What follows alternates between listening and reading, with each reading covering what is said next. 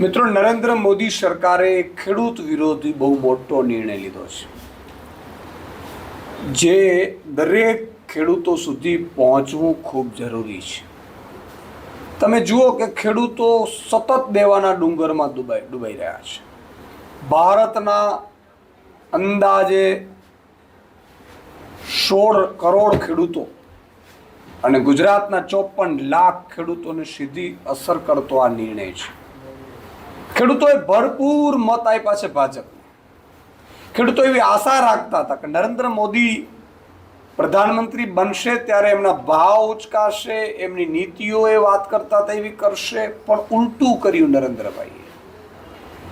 મિત્રો, નરેન્દ્ર મોદીજીએ અમેરિકાના અને ટ્રમ્પના દબાવમાં આવીને ગુજરાત અને ભારતના કપાસ ઉગાવતા ખેડૂતો બરબાદ થઈ જાય એવો નિર્ણય લીધો છે. અમેરિકામાંથી કપાસની આયાત કોટનની થઈ રહી છે, એના ઉપર જે ઇમ્પોર્ટ ડ્યુટી હતી એ અમેરિકાના દબાણ વર્ષ આવીને ભારત સરકાર, નરેન્દ્ર મોદી સરકારે એ ઇમ્પોર્ટ ડ્યુટીને શેષ મળીને 13% આસપાસ હતું એ 0 કરી નાખ્યું છે, ફ્રી કરી નાખ્યું છે.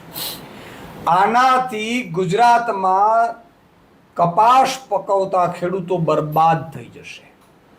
ખેડૂતોને ભાવ નહીં મળે, કારણ કે અમેરિકામાંથી જે કપાસ આવે છે એટલું સસ્તું કપાસ આવશે.